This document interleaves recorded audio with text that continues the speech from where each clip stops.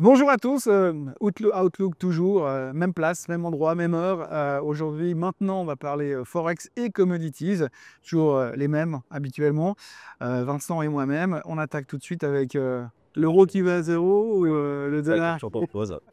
Non, mais c'est. Commençons par un bilan. Je veux dire, encore comme d'habitude, le dollar est leader cette année, hein.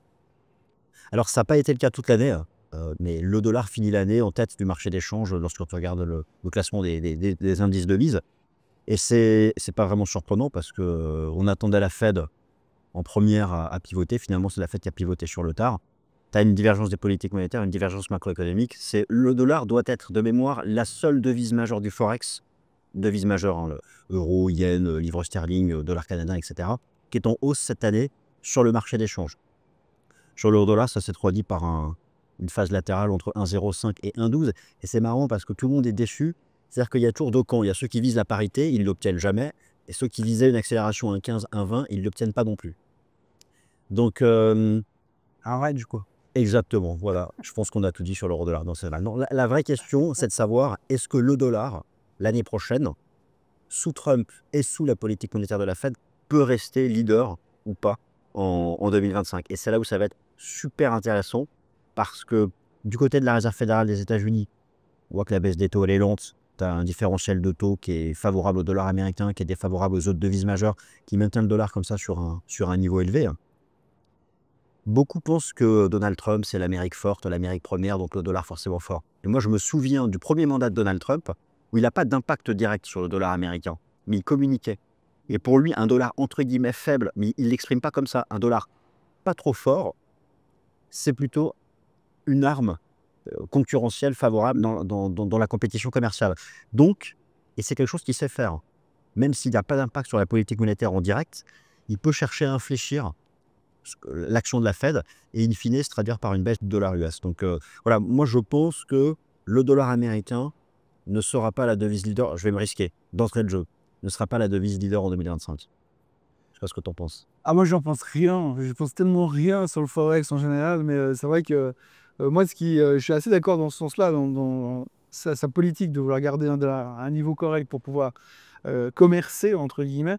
Ce qui est intéressant, ce qui sera intéressant à observer aussi, c'est qu'on sait quand même que sur la fin 2025, on va parler du nouveau patron de la Fed, parce que Powell va s'en aller en 2020. Oui, c'est en Février, mars, ouais, quelque part en 2026. premier trimestre 2026. Là, on va être sur la deuxième année du mandat, ouais, tout à fait. Mais on sait aussi qu'on va commencer à parler de qui sera son On successeur. a déjà des noms en tête ou Non, il n'y a pas de nom pour l'instant, mais on sait qu'il va être mis en place par Trump, donc on peut s'attendre à à quelque quelque chose? chose d'un joueur de basket, un acteur de cinéma, on ne sait pas, mais peut-être quelque chose dans ce sens-là. Mais donc ça sera intéressant à observer durant l'année. De toute façon, ça restera un axe principal, parce que de toute manière, les gens vont suivre attentivement ce que va faire Trump, et il y aura des impacts, et comme tu l'as dit, la manière de communiquer va faire bouger le dollar. Il faudra voir aussi comment l'euro, lui, va se comporter par rapport à ce qu'il attend. L'euro, il a été sous pression cette année.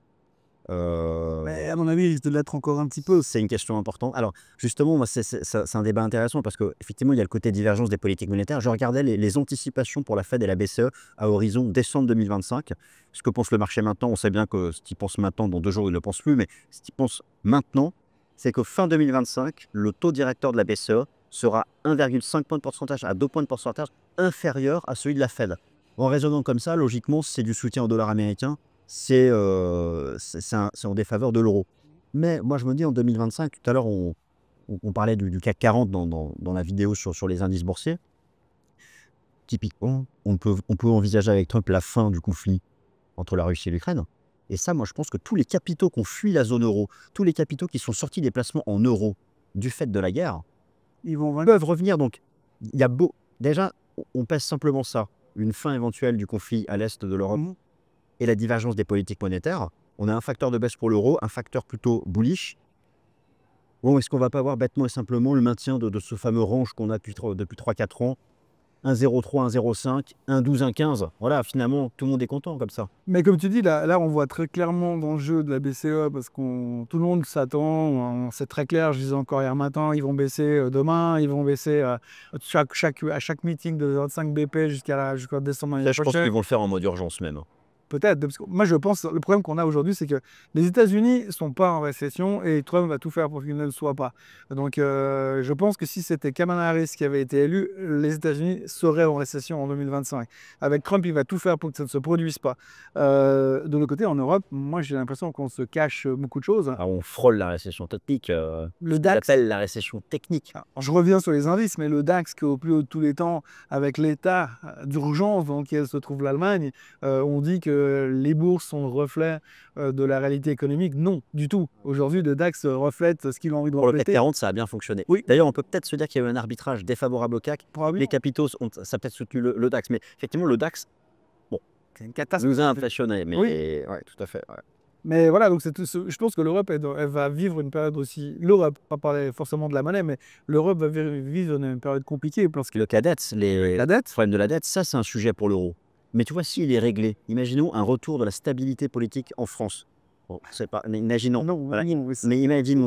Oui. Alors, la France reprend en main son déficit budgétaire. La France retrouve du sérieux dans la gestion de sa dette publique. non, mais là, C'est ça, non, ça peut on a dit, revenir on a dit capitaux. qu'on faisait pas de science-fiction. Oui, ici, donc, Bon.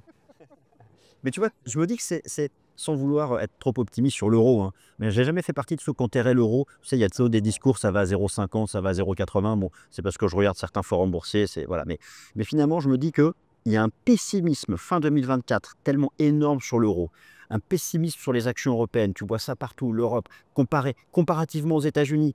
La zone euro ou l'euro sont tellement enterrés qu'il y a aussi ce côté psychologique de marché, quand il y a parfois un paroxysme d'optimisme, on n'est pas loin de la fin, et j'ai le sentiment qu'on est fin 2024 dans un paroxysme de pessimisme sur l'euro. Et donc finalement, je ne serais pas surpris que non seulement il n'aille pas à la parité, ou s'il débat que ce soit très bref, mais que ce soit une opportunité d'achat, pas pour viser un 50, hein, mais simplement remonter à un 10, un 15. non, je suis d'accord. Voilà. Sur ce point de vue-là, je suis d'accord. La grande question, justement, c'est que va-t-il se passer en Europe cette année? Parce que Il y a de la politique. Il y a 3 Oui, élections c'est ça. générales, il me semble. Alors, et Allemagne, il me semble, Angleterre, mais bon, ça arrive cette année, et la France, il va y avoir une nouvelle dissolution.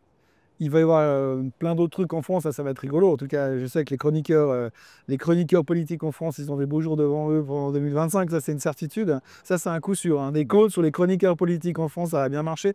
L'Allemagne, effectivement. Moi, ce qui me fait peur en Allemagne, c'est que la gauche est en train de se liquéfier. Scholz va devoir partir. Et puis, tu as une coalition de droite maintenant qui est solide. De droite à la droite de la droite. Tout à fait, Aussi, hein. tout à fait. Il y a des landes qui commencent à gagner avec des gens d'extrême droite, carrément. Et moi, j'ai de la famille en Allemagne.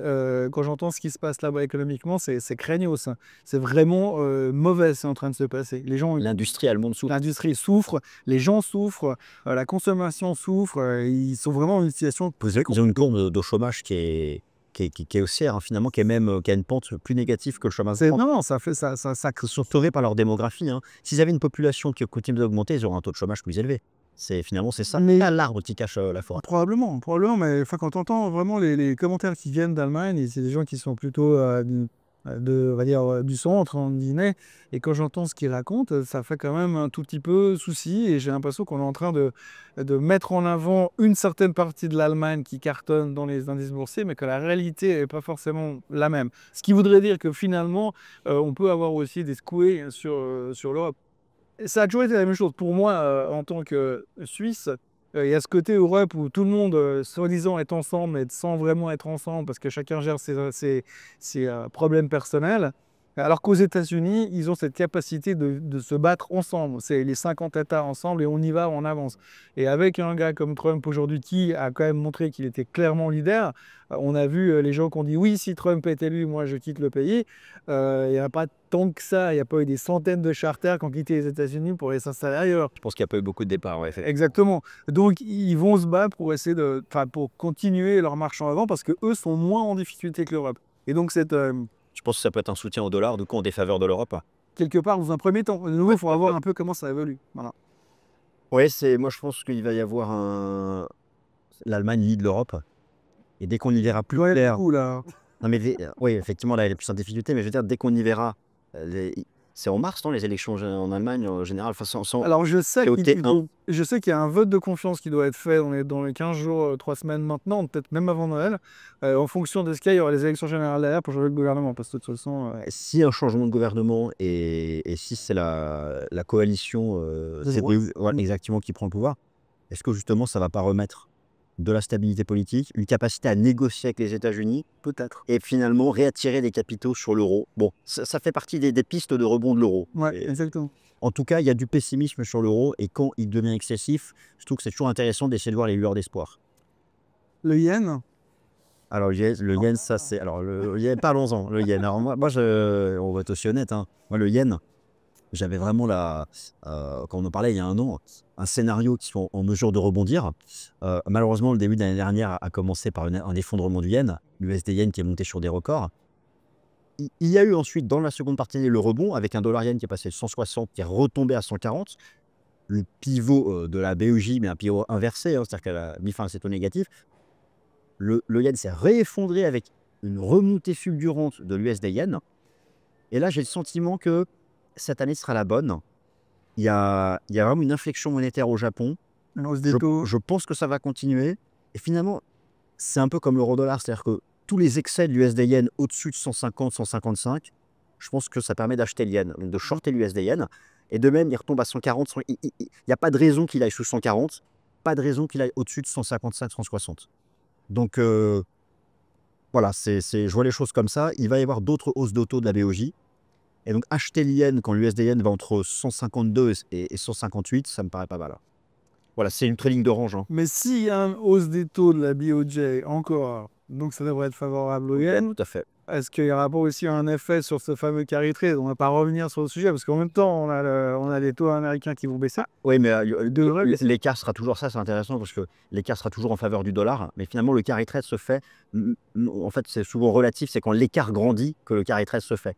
Mais là, effectivement, logiquement, en tout cas, je pense dans le cours de l'année 2025, l'écart va se réduire. Donc, voilà. Mais Donc il peut aussi se démonter. Certains vont tout à fait, faire tout à fait. faible. Ouais. Tout à fait.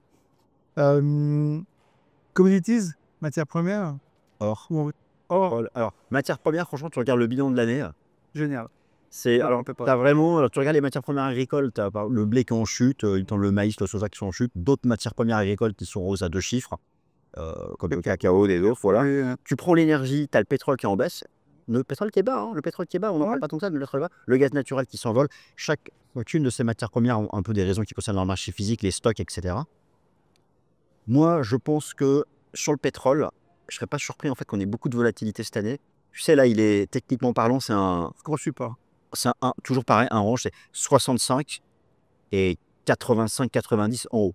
Et ce qui est intéressant, c'est que 65 $, c'était le point haut avant la crise sanitaire. On a décroché, on a repris. Et en fait, ça fait 3 ans qu'on tient 65 $. Et c'est même complètement surprenant. Le pétrole est en baisse. Il est sur 65 $, alors qu'on a les guerres partout. On ne va pas rentrer dans les détails, tout le monde connaît. Tu as les quotas de production de l'OPEP. Et pourtant, le dollar n'est pas monté à 100 $. Non. Et quand tu regardes un peu les raisons fondamentales, il y en a une majeure, c'est l'open bar pétrole aux États-Unis. Ouais. La production de pétrole aux États-Unis, elle est sur un record historique. Les États-Unis, à eux seuls, c'est plus que les 12 pays de l'OPEP. Et Trump, quand tu prends les mesures de la campagne présidentielle, il veut faire. Je crois qu'il a même nommé un conseiller spécial à l'augmentation de la production de pétrole de schiste. Greed baby. Exactement. Donc au final, et l'OPEP, il commence à y avoir entre les membres de l'OPEP des divergences. Certains commencent à vouloir réaugmenter la production parce qu'à un moment ou à un autre, il faut faire du dollar.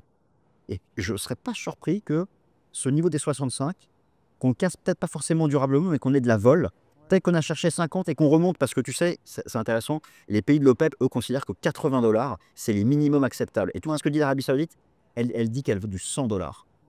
Non, bah, Ça va être passionnant sur le pétrole. Mais clairement. Et je pense qu'il y a aussi, on a parlé de la Chine, hein, on est les deux d'accord sur le fait que la Chine devrait avoir une belle année en 2025. Si la Chine redémarre, ça va c'est le premier importateur mondial de pétrole. Mais effectivement, moi, il y a la production US qui augmente massivement. Il n'y a pas que les US. Hein. Non, mais je pense que de toute façon, aujourd'hui, c'est aussi, on parlait de l'inflation aux États-Unis.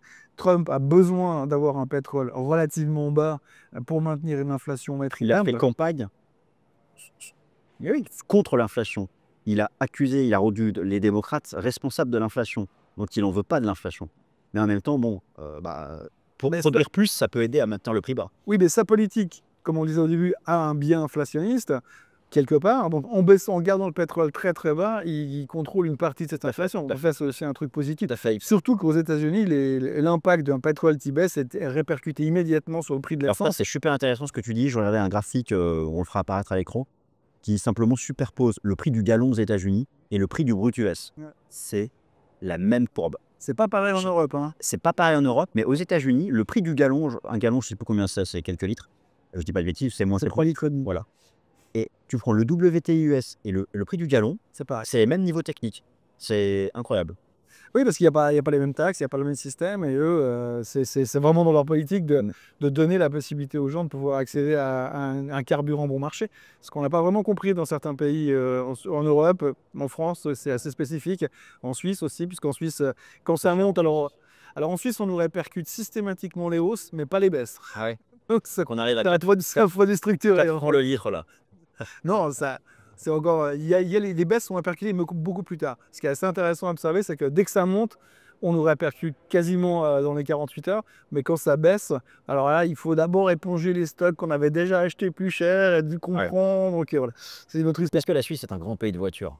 Ah bah oui, quand même. En proportion, hein, proportion gardée. Il y a quand même beaucoup de voitures. D'ailleurs, pour venir ici, c'est galère à chaque fois. Donc, non, ça, on a des gros problèmes de circulation. Il y a beaucoup de voitures, trop de voitures par rapport au nombre d'habitants, à mon sens. Donc, c'est une triste part.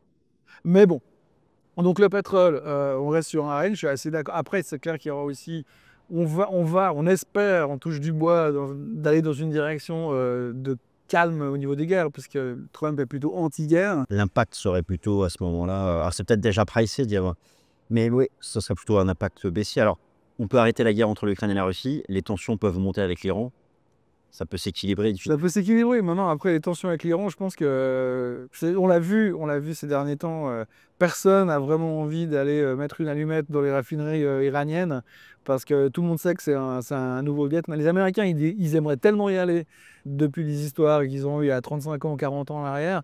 Ils les détestent et ils veulent vraiment essayer de trouver Ils ont envie. On sent qu'il y a une envie. Mais là, La avec meilleure façon d'atteindre l'Iran, quoi c'est de casser leur production de pétrole. Frère, tu fais ça, tu fais remonter le prix du pétrole, quoi. Ouais. Et aussi un moyen, c'est que plus ils vont mettre la pression sur le baril, si tu amènes un baril à 45 $, l'Iran, ils vont aussi commencer à tirer la langue. Ça peut aussi déstabiliser le gouvernement, qui est d'ailleurs déjà en train de brinque-baller aussi là-bas. On va peut-être avoir quelque chose, finalement, les conditions techniques qu'on connaît, c'est-à-dire que ça va tenir les 60-65 et ça dépassera pas 80-85. L'or, rien à dire, on va à 3. Alors, je pense qu'on peut nous féliciter. Il me semble qu'on avait donné une target au-delà des 2500 $. Oui, On est à 1800. Ouais. Le marché a fait, je crois, 2790 $. Et la question intéressante pour ceux qui sont sur l'or, c'est ce qu'ils doivent conserver. Est-ce qu'on peut aller chercher 3000 ou pas? Qu'est-ce que tu en penses, toi? Ah oui, clairement. Clairement, parce que. D'abord, parce que Goldman Sachs l'a annoncé il y a 2 jours. Et comme Goldman Sachs le dit, c'est que c'est vrai. C'est 3000. Ouais, 3000 il y a 2 jours en arrière. Bon, moi, d'abord, ce qui est intéressant, c'est indépendamment de l'aspect technique, indépendamment de l'aspect c'est la fin du monde, on va tous mourir, ou peu importe, ou d'avoir un edge contre l'inflation, peu importe, les banques centrales sont en train de se gaver d'or un peu partout dans le monde. Ce qui est assez antinomique, parce qu'on nous dit tout va bien, on va avoir un soft landing, mais dans le doute, on achète quand même de l'or pour se. Il y a plein de facteurs de soutien alors. Exactement. Donc, là où on est, c'est comme il y a toujours cet effet d'aspiration sur le S&P est à 5990, ouais, ben on va aller à 6000, hein, de toute façon, tant qu'on est là, autant le faire. Et on le voit systématiquement, Apple approche des 4000 milliards de capitalisation boursière, on va y aller aussi, juste pour dire, ouais, on l'a fait. Et je pense que quelque part. Il ira aussi à 4000 $ de capital, à 4000 milliards, on en parle. Oui, c'est. Bitcoin, il y aura à 13 millions, de toute façon, on sait. D'ailleurs, parlons de market cap, l'or doit être autour des 13 000, 14 000 milliards de dollars, quelque chose comme ça, c'est le numéro 1. Mais Bitcoin se rapproche à toute vitesse. Ouais, ça va être un des sujets. L'or, il gagne, voilà, je l'ai mis une petite note, 25% cette année. La cible des 3000 $, moi je pense qu'on peut la faire en mode ultime poussée, dernier argent. Bien sûr, c'est au pitch, impeccable, mais la tendance se relance. Finalement, face à une tendance comme ça, quelqu'un qui est positionné sur l'or, je pense qu'il peut encore viser les 3000. Il n'y a pas de signaux techniques de renversement. Non, mais il y a aussi un truc, c'est que quand on discute avec certains investisseurs, on a l'impression qu'ils veulent toujours avoir ce train de dossier sur la tech américaine et sur les assets risqués. Et donc, le moyen de se protéger contre ce risque, c'est d'avoir un ETF Gold. Il faut, j'entends, en portefeuille, quelqu'un qui maintient son ETF Gold, mais même au-delà de l'année 2025, et peu importe la volatilité. Alors, l'or, on a aussi tendance à oublier que c'est très cyclique. Et alors, je ne vais pas comparer avec Bitcoin qui a un cycle bien précis, mais l'or a aussi un cycle, mais qui dure beaucoup plus longtemps entre les phases d'expansion et parfois des longues phases de 3-4 ans de pause. Comme, rappelle-toi, la poussée de l'or entre 1998 et 2011. Il n'a rien fait ensuite jusqu'à 2013-2014. La question de savoir, c'est est-ce que 2025 va être le début de cette longue phase de pente? Je vois plutôt ça, moi, en 2026. Je pense qu'on peut faire 3000. D'un point de vue technique, tu sais que les cibles d'extension, moi je regarde, on va parler d'extension de Fibonacci, on va pas regarder, on va rentrer en détail, mais c'était 2700 $. Au-delà, c'est plus ou moins un no man's land technique. sauf la barrière du chiffre rond, 3000 $. Et c'est là aussi, quand tu prends les options call gold, tout le monde vise 3000, comme tout le monde visait 100 000 sur le Bitcoin. Donc, au-delà des 3000, je ne sais pas. On va y aller. On va y aller. Mais de toute façon, je pense que de toute manière, il y a des gens qui ont des pondérations gold dans leur portefeuille qui doivent rester telles quelles. On disait toujours à l'époque, on n'achète pas de l'or pour devenir riche, on achète de l'or pour rester riche. Ouais. Donc ça reste aussi ce côté hedge au cas où tout s'effondre. Bien sûr qu'on ne va pas parler là-dessus, mais l'or permet d'avoir une certaine stabilité. Oui, puis tu as la plus des baisses de taux des banques centrales. Bon, le dollar, on verra. Tu as les achats d'or, effectivement, de la Chine, mais pas que. La Banque centrale d'Inde en achète. Il y aura toujours de la géopolitique. Tu auras toujours de la géopolitique. Et puis la relance chinoise, on a tendance à. Je regardais les chiffres en détail. La consommation en joaillerie chinoise, c'est quelque chose comme 20-30% de la demande mondiale d'or. Donc si la relance chinoise, si le consommateur chinois se remet à acheter des stacks Hermès, il va racheter des bijoux en or aussi, quoi. Vraiment. Donc, allez, Ça va bien ensemble. Donc. voilà. En plus, ça peut être joli. Un sac serti d'or et de pierres précieuses.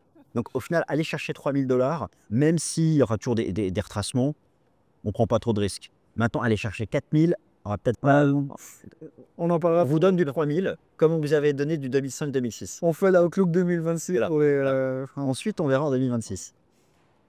Et oui, on n'a pas parlé du franc. Du franc. Le CHF. Bon. Ouais, bon, ça intéresse qui, mis à part les Suisses. Sur le FX.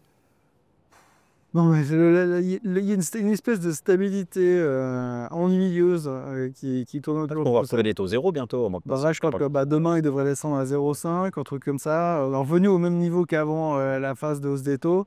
On n'a jamais vraiment ressenti l'inflation comme on l'a vu ailleurs. Il y a une inflation, bien sûr, mais l'inflation, le chiffre de l'inflation suisse n'a jamais été aussi violent que les chiffres de l'inflation en Europe ou aux États-Unis. En fait, on a l'impression qu'il y a ici une espèce de stabilité ennuyeuse en Suisse, que ce soit sur le front suisse ou que ce soit même sur le marché suisse. Après, c'est rien à voir, mais sur le marché, on voit qu'il n'y a rien. Pour l'instant, c'est mou. L'économie va bien, mais c'est pas waouh. Il n'y a pas de risque, mais c'est pas. Le marché action n'est pas tellement volatile. Bon, il y a le cas de figure de l'action Nestlé. On pose toujours la question est-ce que. Rien, c'est horrible. Nestlé va mal, Roche ne fait rien, Novartis ne fait plus rien. Enfin, bon, Novartis a une belle première partie d'année, mais c'est une devise à fort pouvoir d'achat. Voilà, c'est en termes de trading maintenant. Est-ce qu'il faut avoir du franc? Pour ceux qui pensent que l'euro va s'effondrer, c'est toujours bien d'avoir du franc, mais oui, bien sûr. Mais je pense que pour quelqu'un qui vit dans une région frontalière ou en Suisse ou proche région frontalière, ça fait du sens d'en avoir un peu parce qu'effectivement, il y a une certaine stabilité. Tu mets de l'or, tu mets du franc suisse, après le reste, tu peux prendre des risques. Ouais. Mais tu as une partie de sécurité qui est relativement confortable. Maintenant, après, moi, j'ai jamais fait de trading sur le Forex, donc je serais bien mal à viser des conseils là-dessus. Mais c'est vrai qu'aujourd'hui, le sentiment, c'est que, en tout cas maintenant, là, tout de suite, sur le côté suisse, on a une espèce de morosité financière qui est un peu lourdingue sur les actions suisses. Alors, il y en a qui vont bien, d'autres, c'est un peu plus compliqué. Mais on a aussi une structure d'indice qui fait que c'est compliqué. Sans Novartis et Roche, on ne peut pas aller faire des plus hauts historiques. Hein. Ouais, c'est ça. Ouais. Et Novartis et Roche, tout le monde est sur les pattes arrière parce qu'on se dit qu'ils sont en train de nous préparer sur les vaccins aux États-Unis avec RFK. Ouais. À l'arrivée de Kennedy Junior là-bas, on ne sait pas ce qui va se passer. Donc, l'original aussi, monsieur. Complètement. Donc oui, non, je pense que c'est plus marrant de regarder l'euro-dollar ou même le yen. Ouais, tout à fait. Concrètement, quoi. Ouais, tout à fait. Voilà. Il y a aussi un sujet, je reviens aussi sur l'or. On sait que l'or a beaucoup progressé depuis le début du siècle grâce aux ETF Gold. Et il y a un sujet intéressant, et on va y revenir plus tard. On sait qu'il y a des flux qui ne sont pas allés sur les ETF Gold parce qu'ils sont allés sur les nouveaux ETF Bitcoin. Ce que je voulais dire par rapport à ça, c'est que ne croyez pas qu'il y a des sorties de capitaux des ETF Gold vers les ETF Bitcoin. Simplement, il y a moins de flux. Donc, Bitcoin n'empêchera pas l'or dans la 3000. Par contre, Bitcoin, effectivement, va faire que cette dernière phase de Gold sera plus lente. On va y aller plus difficilement à 3000. Parce qu'il y a un arbitrage. Moi, je regarde le ratio Gold-Bitcoin, décidément. Le ratio Bitcoin-Gold. Et en 2024, il a donné des signaux techniques aussi. Donc, Bitcoin fera mieux que l'or, mais l'or peut rester haussier. C'est ça que je voulais dire. Ouais. Bon, je crois qu'on a fait le tour. On a certainement oublié les matières premières, hein, bien sûr, parce que... Oui, mais le plus important, je pense, c'est de rester sur le pétrole. Alors, le gaz naturel... Ouais, mais ça, c'est... Oui, voilà, le gaz naturel, il y a des effets fondamentaux. Au-delà de la géopolitique, il y a une consommation qui est en forte hausse en Asie. Le gaz naturel, pareil, hein, systématiquement, dès qu'il drop de 15-20%, il est racheté, il est dans un range tout en bas. À la différence du pétrole qui est dans un range tout en haut. Ouais. Non, c'est clair. Donc, Après, il faut noter aussi la volatilité sur certaines matières premières, comme matières premières. les matières premières agricoles, Ouais, le hyper café, volatiles. la viande, Voilà. le cacao, il y a quand même eu des chocs assez violents. Bon, on se nourrit pas uniquement de cacao, mais Ouais, enfin, tout à fait, tout à fait. Tu prends par exemple, en 2024, le blé a pas eu une performance incroyable. ouais. Et alors que pourtant, il y a les conflits géopolitiques. Et on retrouve la même raison que le pétrole. C'est parce que les États-Unis sont sur un record historique de production de blé. Si la situation s'améliore à l'est de l'Europe, on va rebaisser. Donc au final, pareil, il n'y a pas de raison, enfin si on se projette sur une amélioration géopolitique, il n'y a pas de raison que le blé suive une tendance haussière en 2025. Donc là aussi, il n'y a pas. Je déconseillerais un call sur le blé. Non, sur le blé, non. Par contre, effectivement, on voit aussi sur la nourriture, sur les biens de consommation, les produits de consommation qui sont des matières premières, en guillemets, il y a quand même une hausse qui est quand même assez constante. D'ailleurs, ça se ressent au niveau du panier de la ménagère et au niveau de l'inflation. Parce que c'est un truc qu'on a toujours beaucoup oublié ces derniers temps, c'est que oui, l'inflation est revenue à 2%, mais les prix ont quand même pris 30%. Depuis 4 ans, ouais, c'est ça, tout à fait. Ouais. Et ça, on ne reviendra pas en arrière. Hein. Exactement. Sauf avoir de la déflation. Mais si on a de la déflation, vous pouvez vendre toutes vos actions et effectivement faire all-in gold. Donc, l'or à 3000, le pétrole, méfiance avec le support. Dans un range, voilà, Ouais. éventuellement cassé brièvement, mais il va rester entre 60 et 80, 90. Même s'il va rapidement à 50, je pense que ça réintègre. Le dollar, c'est un peu comme le marché américain. Le dollar, j'aurais tendance à croire qu'il sera mis sous pression par Donald Trump et peut-être même par une politique monétaire de la Fed qui pourrait devenir beaucoup plus accommodante qu'on le croit si on commence à avoir des difficultés sur la croissance US. Donc je ne serais pas surpris, avec un euro où il y a beaucoup trop de pessimisme, de voir l'euro-dollar peut-être aller chercher cette cible des 1,15 dans le courant de l'année 2025, avec une stabilité politique en France et en Allemagne. Mais là, c'est des gros points d'interrogation politique. Ok. Bah, moi, j'ai acheté du yen. Voilà. Eh bien, merci. On se retrouve tout à l'heure pour parler Crypto-monnaie. crypto-monnaie.